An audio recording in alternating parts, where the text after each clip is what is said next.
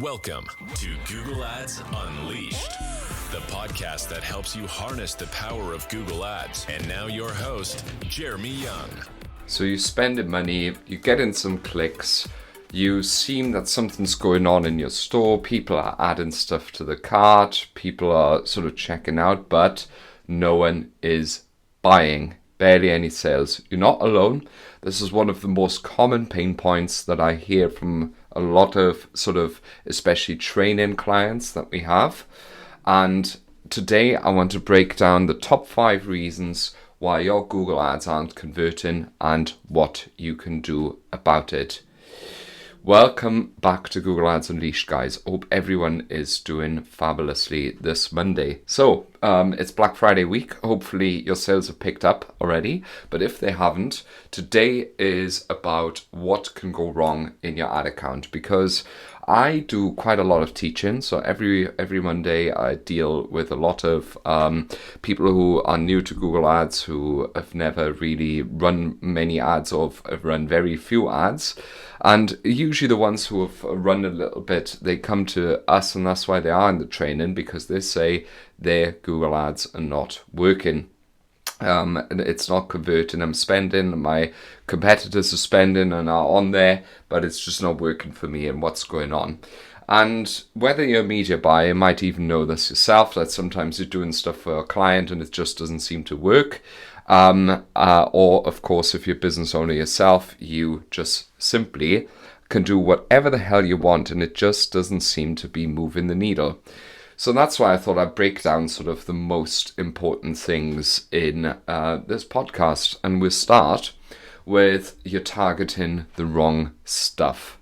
So very often when I actually go into a Google Ads account, I see that people are doing some really wild shit that simply causes their ads to show up for the wrong people, and some of these are connected, for the wrong people and for the wrong search terms. And a lot of the points, the 5 points I'm going to mention, they're quite connected, but you're actually showing for traffic that's irrelevant, you're getting clicks that are irrelevant, and that's why you are not getting people to purchase. So, for example, a couple of things that I see very often: missing or no or wrong conversion tracking. That already sends Google on to the wrong path. I'm going to expand a little bit further on conversion tracking, but that's one of the first things that can cause your ads to show up for the wrong search terms. The second thing I very often see is no use of first-party data.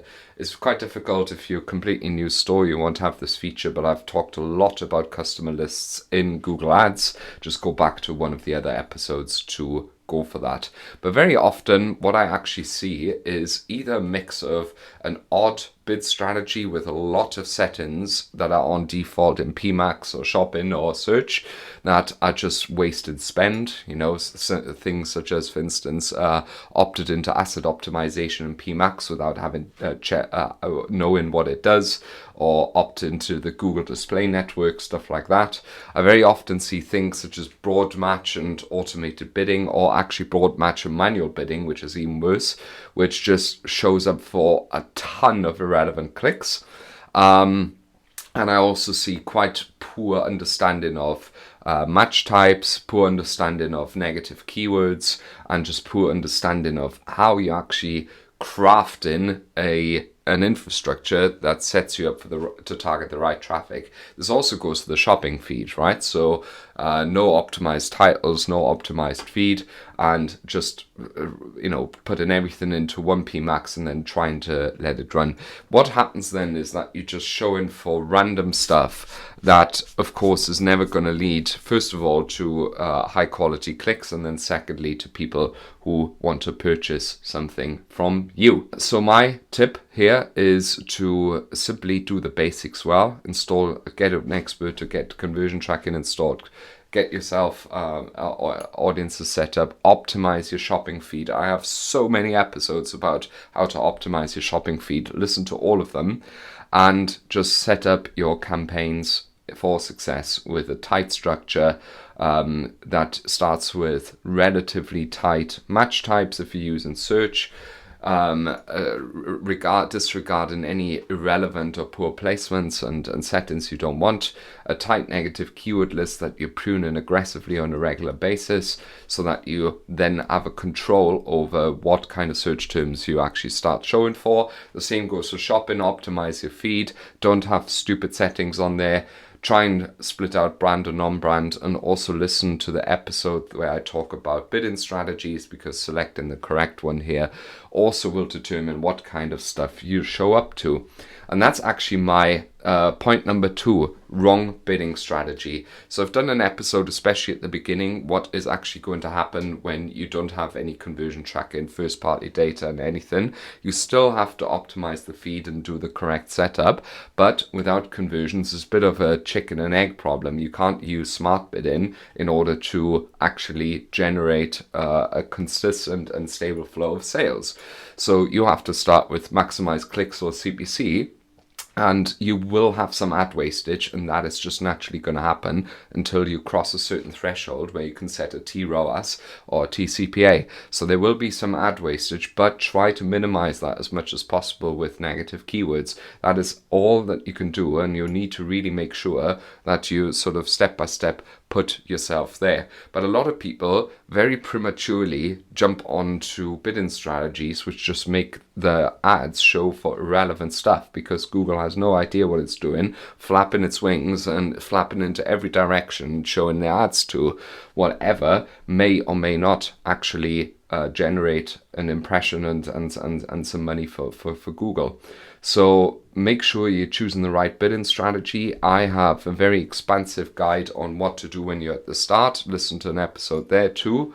And I also have quite an expansive guide on when you should be switching to automated bid strategies, and what you can even do with bid strategies such as max conversion value or max conversions that you can use to bridge the gap between being on manual CPC or on max clicks to then go over to target ROAS or TCPA.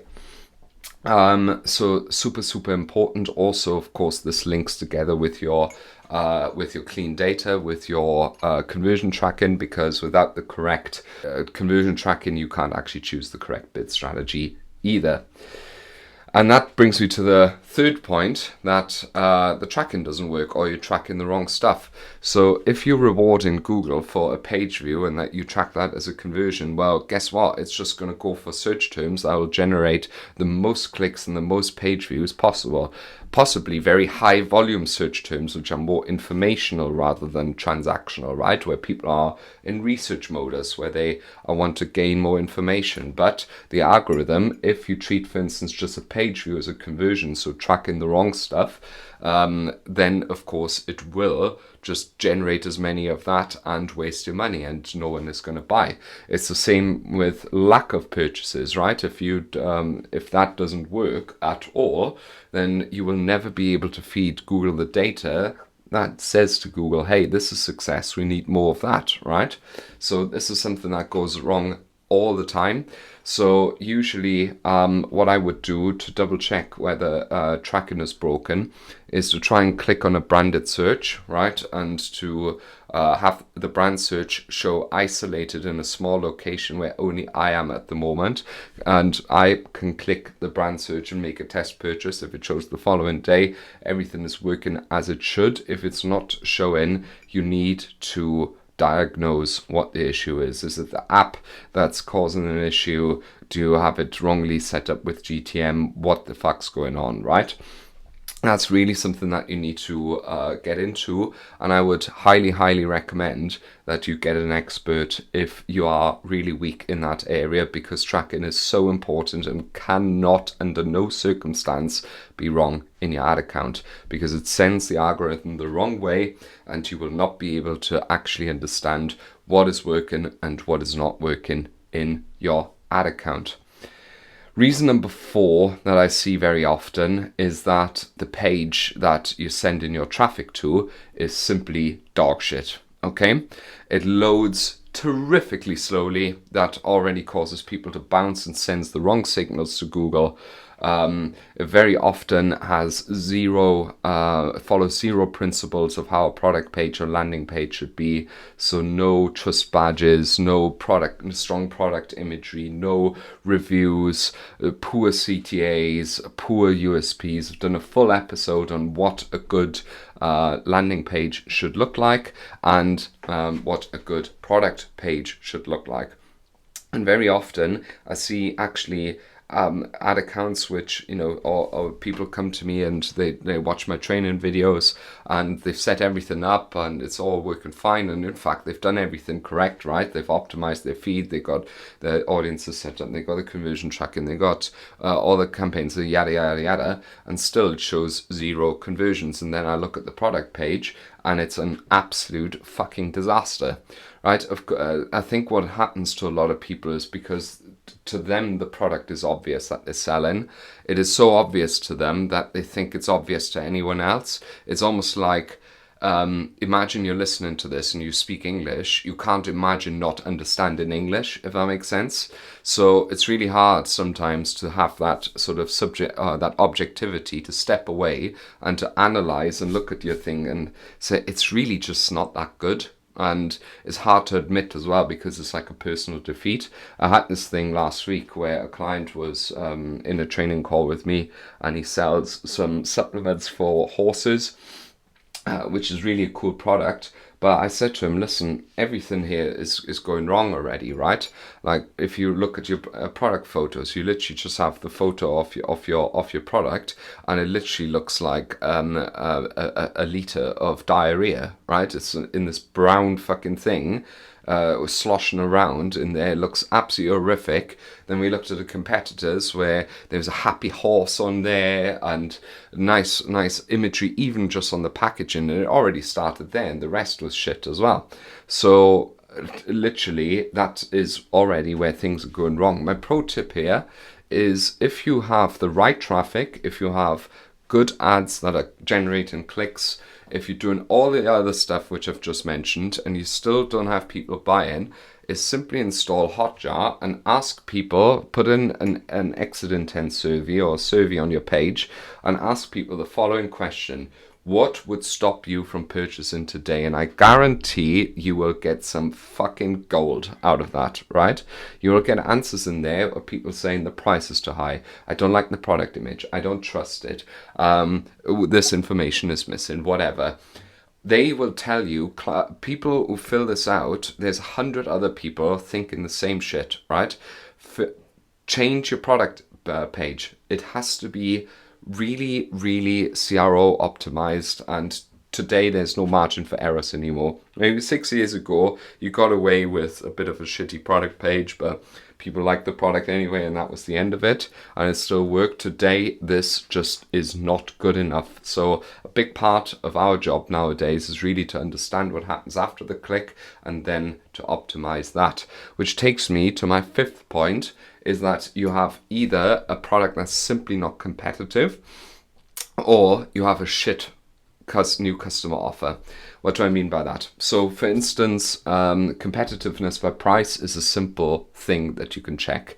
If you have a product that is twice the price than sort of the average 5, 6, 7 products that show in the first 3 to 6 search results for search terms that are important to you, then you are simply overpriced and you're not even going to be showing for the right search terms, nor is anyone going to buy from you. Even if you're, let's say you're even showing for the right search terms, again, a few clicks, people will not buy from you if they can get the same or better product at a cheaper price elsewhere.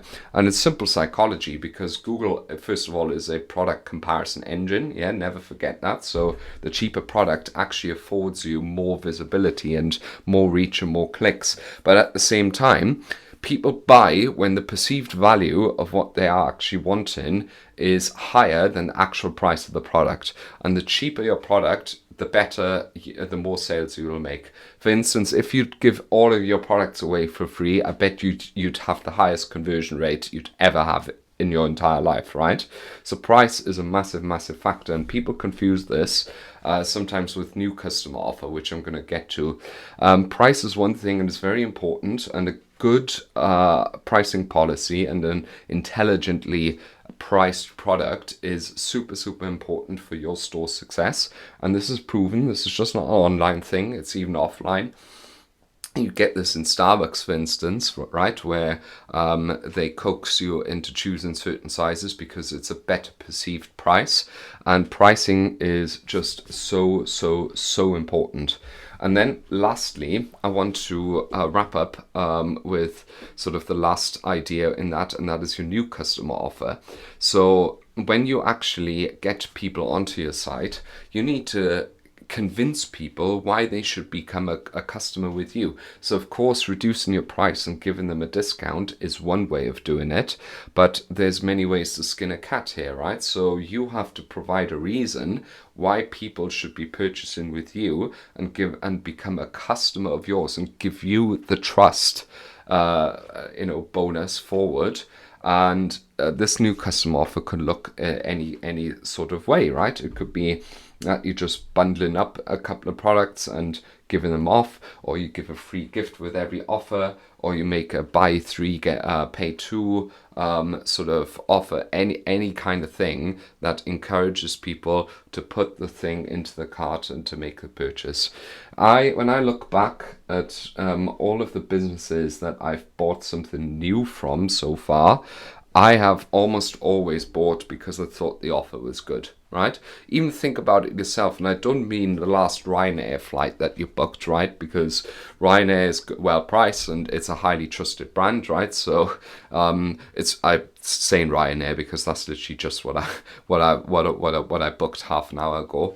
But what I mean is, for instance, I am currently wearing a North Face jacket. So, okay, I trust the brand North Face, but I actually went into a North Face store the other day, and they had not only a very good sale on, but also when you got to a certain amount of money, you actually got like a little sort of gift on the side that you that you got as a new customer. Of course, I bought like 2 or 3 things in there, and they're very nice.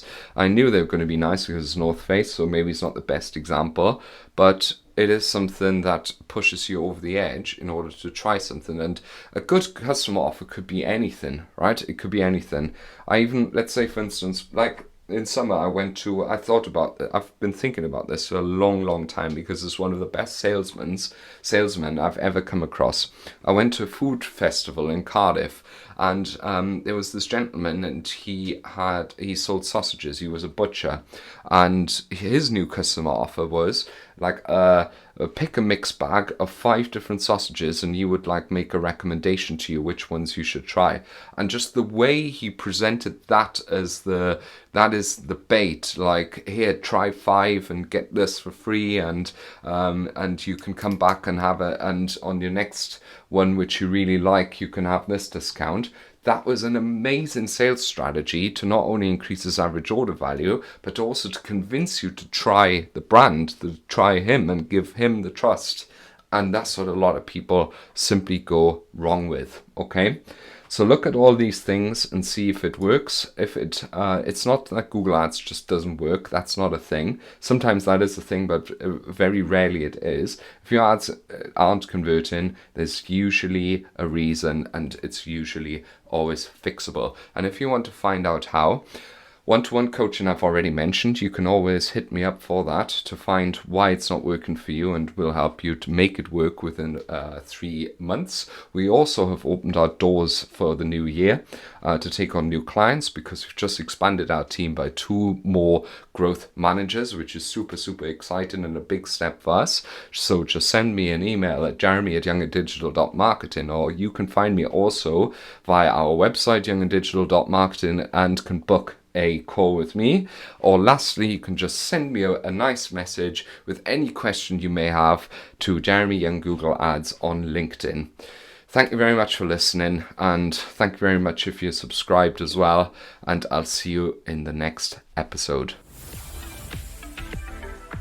Thank you for listening to Google Ads Unleashed. To connect with Jeremy, check him out online at www.younganddigital.marketing. We'll see you next time.